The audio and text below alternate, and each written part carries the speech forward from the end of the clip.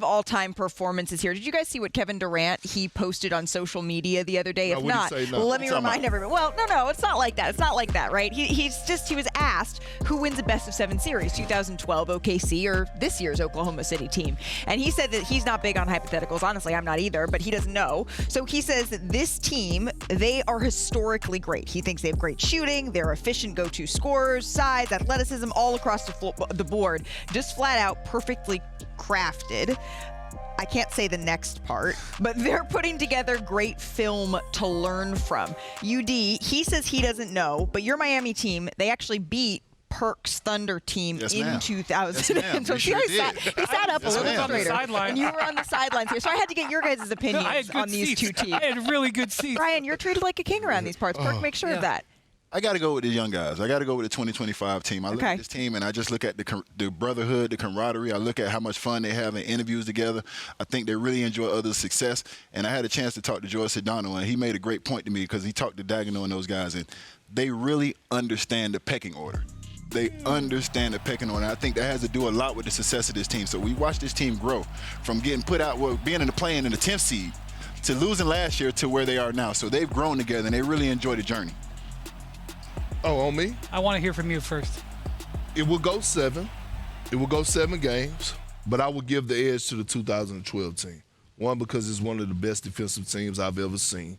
But 2, there's no insecurities there to what UD was saying, right? They know who that guy is on this team in SGA. And J-Dub have no problem with being the 1B or the Robin to him, right? We see the support. We see the backing.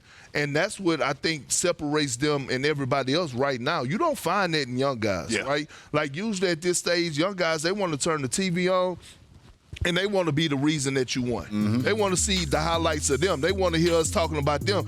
But you don't see this with this Thunder squad. And the thing about SGA, now he's getting his, but he's not getting the way of others getting theirs. So I'm looking at this team collectively and how deep they are and how together they are. They will beat us in a 7-game series. Oh, so you're saying the 25 team would win? Yeah, the 25 team. Okay. I'm sorry. Right. I want to verify. So I can't say how impressive it is and a compliment to this year's team that members of the 2012 team like Perk and KD, because everybody believes that their teams were the best. The fact that 2 guys from that team are basically not saying 2012 is a compliment to this team. And I will also say, if you are comparing this, and I loved this and I appreciated Kevin having this conversation, this is one of those things on social media that can be very positive. Yes, that he's involved in that we really like.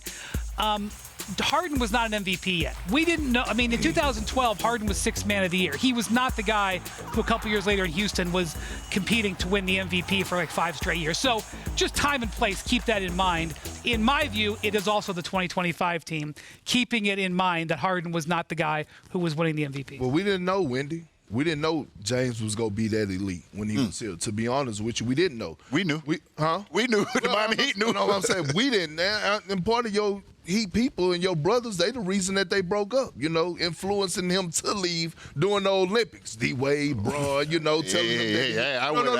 I ain't get telling him he needed his own squad, and it turned out they were right. But that camaraderie that this Oklahoma team has, it's so rare, and it's been so cool to see up close. As youngsters. And talking to SGA about it. I mean, him and J-Dub lived together for a time, or him and Lou Dort, rather. He drove J-Dub, he drove him to the airport. Like, that type of thing is just so cool to be able to see and witness up close. All right. I'm on